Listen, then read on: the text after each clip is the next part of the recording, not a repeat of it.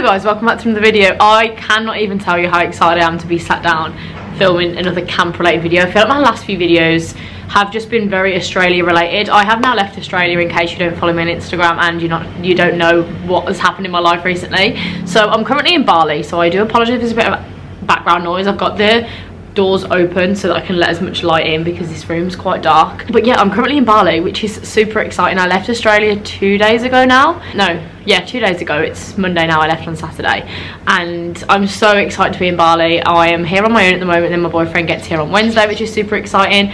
But I've had tons of you message me saying when's the next camp video out, when I'm going to make more YouTube videos just for camp related stuff, and the answer is now. Like, now I have a little bit more time to sit down and just actually film. Even though I'm on holiday, like my last few weeks in Australia, I really did just spend enjoying my time out there, seeing friends for the last time, going to places I wanted to go to before I left. So yeah, now that I'm, even like I say, now I'm on holiday, I have some like now I've been at the beach all day, I've been getting my nails done, and I went for breakfast and lunch, and now I just need to have a little bit of a chill time. And for me, like, chilling is the perfect time to sit down and film a YouTube video. So I am going to film, I want to say, about 4 videos today. So if they look very similar to this background, I do apologise, but I'm just trying to get all this content out and made for you so that I can edit it and get it up as quickly as possible, instead of having like a few days turnaround with like recording on different days. So yeah, this is going to be a Camp America Q&A, because I think I'd said I wasn't going to do any more Q&As just because I felt like most questions had been answered. But I forget that so many new people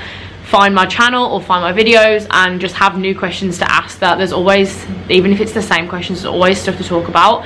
But there are a few questions in this video that I've never really spoken about before or touched on, so I think it could be quite handy. So yeah, I think I'm going to do 2 parts of this, because I've literally just put on my Instagram story if you guys have any questions, and I've got loads come through already. It's only been up for like an hour, so I think this will be part 1, and I'll probably do a part 2. I love filming Q&As because I love helping put your minds at ease with different questions and just explaining. Obviously, again, that some things are going to be very camp specific, so I will go into detail when I'm talking about certain things, but some things might be completely different for your camp depending on where you go, what job you're doing, different things. So yeah, but I'm excited to sit down and film this, and I'm excited to talk about camp because this time in a month I will be at camp. I'll have been at camp for about 4 days, I think, which is so exciting. But yeah, thanks for watching guys, and I hope you enjoy. Okay, first I'm going to talk about is taxes. Now, I don't think I've ever covered anything on taxes, mostly because I don't actually understand it too well myself. And again, this is something that can be completely different camp to camp. So for me, at my camp, they pay my taxes out of my salary for me. So before I leave camp, my tax is already deducted, which I think is brilliant. I'd much rather it be like that than have to sort payment. It is easy to do, but there are like companies out there that you can use that do charge quite a lot for you to use. Like, it's all a little bit stressful. But yeah, taxes you pay, I'm pretty sure it's 10%. It might be different depending on what state your camp is in. My camp in the state of Pennsylvania, I don't think we pay state tax, but we pay federal tax. But I know people that have a camp in New York that do pay taxes. So it's all very confusing, and again, it will depend on the camp where you go to. But yeah, mine was 10%, and like I say, my camp deducted it already, so I didn't have to sort anything. But I did still have to do a tax return. So I did it just direct on the IRS website. If you like, a lot of people use different companies, and I've heard that some companies charge so much to pay to do your form for you, when it's confusing. But it's really, it is very confusing, to be fair, but it's just one of those, just you can just get on with it. It takes a while. The one that I did takes a while, but then it's done and you've sorted it yourself, and I just find nicer to do it yourself, and then yeah, you're not paying any extra fees. Because some people, like, if you then have to pay your taxes as well, say if your camp haven't paid them for you, you're paying the fees to this company to do your taxes and then the taxes as well. Like, it's a hefty payout if you've got all that coming up in one go. So yeah, I just did it direct on the IRS website. My friend Ellie actually helped me because she's worked in America for a good few years and she's had to do these tax forms quite a lot, so she helped me. But yeah, around 10%, but it will depend on where you are in the country. Sorry, I can't be much more like specific help on that one, but yeah. Okay guys, before I go on to the next question, I do want to say, like, genuinely, so many of you have asked for packing videos. I can't pack yet. Like, that's the thing, I cannot pack yet because of where I am now. So my packing video will be filmed in 2 weeks, I want to say. And I know some of you will have been already gone to camp by then, or will be going, like, I understand, but I really just can't film it any earlier. I don't have any of my camp stuff with me anyway, so my packing video will be very similar to the one that I had done. Most of my camp stuff is at camp, So yeah, but I am going to sit and film like obviously what is actually in my suitcase that I'm taking with me. A lot of stuff I left in Australia, a lot of stuff like I'm leaving here. So yeah, the packing video will come soon, like 2 weeks. Don't worry, because like I say, so many of you have asked for this video and I love filming these and I love getting them out for you. But yeah, 2 weeks. Okay, someone's asked, how does laundry at camp work? And again, this will depend on the camp you go to. At my camp, we have a staff laundry like area where staff can go and do their own laundry, or we can have our laundry sent off as and when the kids have theirs sent off. So at my camp, we get given these big like drawstring bags that will have a number on, and once a week the laundry will go out, and it gets the bags that we had this year just gone, and was really good. It was like these netted bags, so everything could be washed whilst staying in the bag, which was really handy because it meant that nowhere near as many things got lost, like things were kept in one place. And yeah, the laundry's back I think by the next day maybe, so it's really handy, and we don't have to pay for our laundry. It's all just covered, like it's included. You can, like I say, do your own laundry, like if you've got a top that you really want to wear for a night out and it missed the laundry, like you can go and do laundry in the staff laundry room. Again, I have no idea, some of the camps might do it completely differently. I know some camps charge for laundry, or some don't offer kind of you to send it off with the kids. You've just got a staff laundry area, so it depends. But maybe reach out to your camp or reach out to someone that has been to your camp and ask. But yeah, that's how it's done at mine. Okay, this next one got me so excited. Someone asked about the best beauty products to use whilst at camp. Now I'm actually going to film a whole like what's in my makeup and toiletry bag around the same time I do my packing video, and I'm really excited to film that. But in terms of just me saying some off the top of my head, definitely a good SPF, definitely some good moisturizers. I use the Avon tinted moisturizer and it is an absolute godsend. I swear by it. I literally use it all the time. I've got it on now and it's like it's not got like a color to it, it's just like a SPF moisturizer thing, but it makes my skin so glowy, and it has I think SPF 20 in it. But yeah, for me, like cream blush and that moisturizer is all that I wear at camp. Maybe some bronzer if you fancy that, but most of the time you're just gonna want something nice and moisturizing on your skin, and I just love a bit of blush because I just do. Okay, someone's asked, it's quite a specific question, but someone said, what if I've got an old injury that I can walk on fine but I can't run full force on, or when it gets sore? I would just voice that. Like if you have any sort of injury or any sort of medical condition that might prevent you from doing certain things, this will probably be in your health medical form anyway. So if you ever have anything like that, just let your camp know. They'll probably, like I say, know about it from your medical form, but just explain the situation. They're not going to put you through anything or put you to do anything if it's not comfortable or you can't do it. Yeah, just make sure you voice it so that they know, but it shouldn't be a problem. Okay, next up is how much baggage and luggage are you allowed to take? Quite simply, as much as you can get to camp. For international staff, that normally means a big suitcase or a big rucksack and then like a little hand luggage bag. For American staff that can drive to camp, they can take so much more, and I love seeing my American friends get to camp with how much stuff that they have. A lot of them, obviously, they can drive, so they can just load the car up and bring boxes and bags and so much stuff. But you have got to remember, you do only have a small space to work with. You don't have tons of storage space.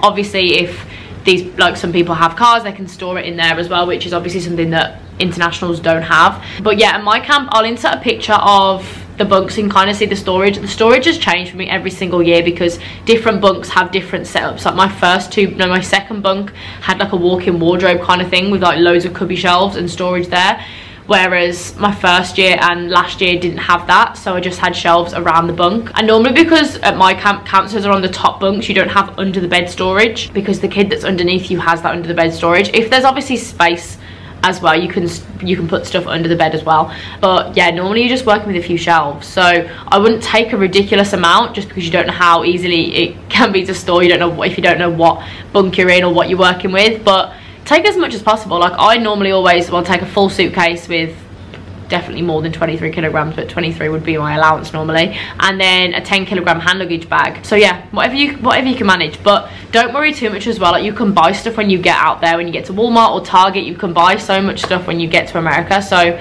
don't take it unless you think you really need it, because half the time I leave so much stuff at camp because I then buy new stuff and I can't bring it all home. So this next one is, what's your favorite event at camp? Now, event, definitely colour war for me. I think last year, being a part of colour war, like I was lieutenant in colour war last year, and seeing it from that side was unbelievable. I had so much fun. It's one of the best weeks of my life, genuinely. Colour war, if you're not sure, I think most camps will have an event like this, but it might not always be called colour war. So the whole camp is split into two. We're split into a blue team and a white team, and on each team there's officers. So we have 2 generals on each team, 2 colonels, and then 6 lieutenants, I think it is, and these teams kind of like run colour war and they help organise things and do different stuff, and it was honestly so much fun. But within this big event you do loads of little events, like things like rope burn and like basketball games. We do lots of little things like big relay races within this big 5-day tournament, and then at the end there's this huge giant like performance where, oh, I can't even explain it to you. I'm hoping I can get a lot of footage of it this year because it'd be so fun to have and then watch back on as well. But yeah, colour war is definitely probably my favourite event, along with I love, oh, I don't actually think I have a favourite because I love boys and girls invitationals when everyone just gets really decked out in blue and white and we watch basketball for the day and it's a huge tournament. Then Laz Bowl I love as well. Laz Bowl I love because last year I was involved with Laz a bit more in the cheer team. So, oh, there's just so many, and I'm excited for you guys to experience these different kind of events at camp, and just get excited. I can't wait. Okay, next question is, will everyone be friendly? How do I put myself out there? And this is such a hard question to answer because I can't say if everyone will be friendly because I have no idea. But 9 times out of 10, everyone that you are going to come across at camp is going to be an absolute angel of a person, and you're going to have a lot in common with them. But there are always going to be people that you clash with naturally just because personalities are different. But also in terms of putting yourself out there, I realise I always say, oh, put yourself out there, like put yourself out your comfort zone, but I don't ever really go into detail on how you can do that. And it's one of those things, it's easier said than done, and I feel like it's just one of those things you know to do in terms of when you're in orientation or when you're on the buses going to camp. Just go and speak to people, make those initial connections and start a conversation, because that's how it all snowballs, honestly. And everyone going is going to be in the same situation as you, whether they're going for the first time or the 6th time. They're still going to camp to be a camp counselor or do some sort of job role at camp. They're going for the very same reasons as you, for wanting to have an amazing summer, meet some incredible people, have such an impact on your campus throughout the summer. So you already have a lot in common by just going to camp. So in terms of meeting people, like, it's honestly not something you need to stress about at all. And what I remember I loved so much about last year is people that had been asking me all these questions last year before going to camp. I then had so many messages throughout the summer saying, oh, like, I can't believe I was so worried all the time, like I was getting myself really worked up about not meeting people, and like here I am now about to travel with 7 of my best friends that I've just met. So it was so nice for me as well to feel that from you guys, and I know full well all of you watching this now going to camp are going to have the same opinions. You're going to meet so many incredible people and just have the best time. Okay, someone said, do the immigration give you problems if you don't have a flight to come home? Now, this is a bit of a controversial topic because I know agencies that don't let you fly to America without a return flight booked. I know some that say like it's no issue, like obviously your J1 visa allows you to travel for 30 days after camp, kind of implying that you're not really going to know where you're flying from if you have that free 30 days. They're not expecting that you've planned it to know where you're coming back from. So it's a little bit of a weird one. I have always had a return flight booked, just personally for me it's worked out cheaper. I like knowing when I'm going to fly back, from where, on what date, so I know what kind of travel time I'm working with. But most of my friends at camp didn't have a return flight booked. It's not been an issue for them. Like I say, some agencies simply don't let you, like part of your forms to fill in before your departure is when you're coming back to the UK or wherever you're from. So yeah, it's a bit of a weird one. I don't know. I've never heard of anyone have an issue with that because, like I say, the visa allows you 30 days to travel and you don't really know where you're going to be. But yeah, maybe check in with your agency because some do have different policies. I have always had a return flight booked, but like I say, I know people that haven't and it hasn't been an issue, but that's not to say that it won't be. And it's so hard to say because everyone can be so different. But yeah, check in with your agency and double check, but I can't see why it should be a problem.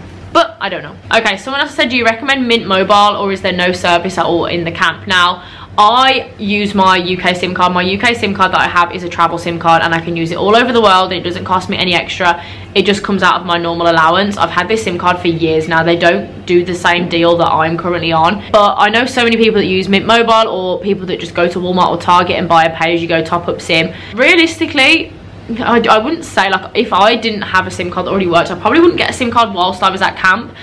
Signal's not great, like, and when you go and use your phone and you've got time off, you're either go into the staff room where there's Wi-Fi anyway, or out to the bars or the shops or restaurants where there's Wi-Fi there. So yeah, I think I've mentioned, like, Meg and Sally, my 2 best friends, they didn't have SIM cards at all throughout the summer. The only time that it proved to be an issue for them was when they were traveling because they didn't have a way of, like, just googling things or booking Ubers or researching things. So if you're thinking about not getting a SIM card throughout the summer, that's probably fine, but I would definitely recommend you have one when traveling. Like, even if you just pick up a pay-as-you-go one, you just top it up as you go, because yeah, you probably will struggle when you're traveling. But in terms of at camp, you're honestly not on your phone a lot at all, and you also don't want to be, even when you have time off. Like, you're wanting to spend it with your friends that you've met and just doing different things and kind of having a bit of a reset time, which normally doesn't involve you being on your phone loads. So yeah, I have heard good things about Mint Mobile though, but I haven't personally used them. But yeah. Okay, next someone's asked, are tight shorts allowed for staff uniform? That's probably all I wear at camp, honestly. I will insert some photos of just some of the things that I maybe wear with my staff outfits.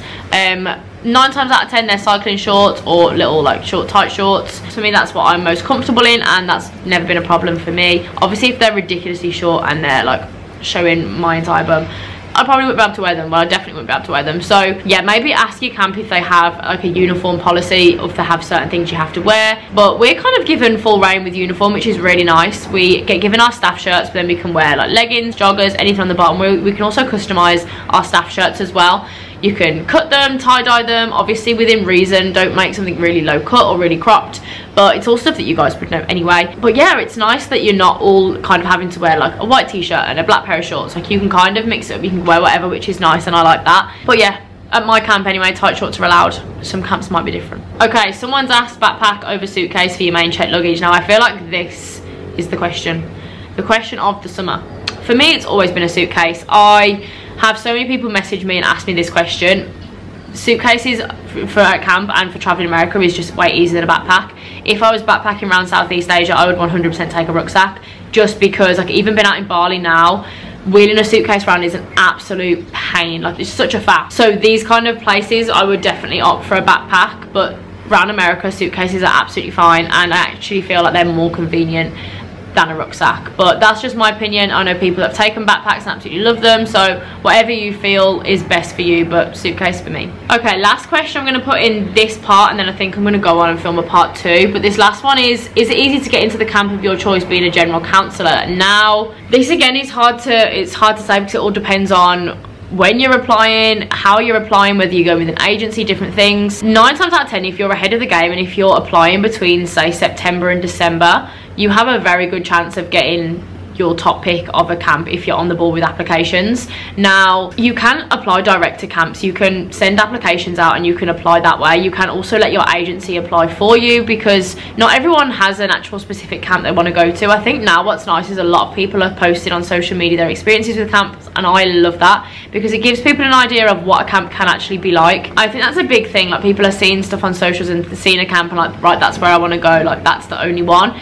Now, I think it's definitely a good idea to have multiple options and backups and other backups. I think it's good to have that and not really set your heart on one camp, because I do know how popular Camp America and like this as a program is getting recently. So yeah, definitely make sure you've got backups, but just get ahead of the game. Most people that apply direct to camps early and are a good fit obviously for their staff will get the job. Like, that's just kind of how it goes. But then again, you could have your heart set on a camp and it just doesn't work. Like, it just doesn't work for either of you. Like, the camp might not think you're a good fit, and you might think the camp's actually not a good fit for you. And it's a big thing. Like, obviously you can see videos and you can see websites and see different things, but it's not really gonna define how you'll actually gel when you have that interview, when you actually start looking into the camp. So yeah, keep an open mind with it. But yeah, if there's one that you've like got your heart set on, that's absolutely fine. I only ever applied to Tyler Hill, and I never had any other interviews. I didn't even look at other camps. I just literally went straight for the application and I got the job. But yeah, just be early with it. I'd say apply between like September and December. I have also had so many people reach out to me already about applying for Tyler Hill for 2024, which is absolutely amazing, and I'm so excited that so many people are wanting to come to Tyler Hill, and it makes me so happy.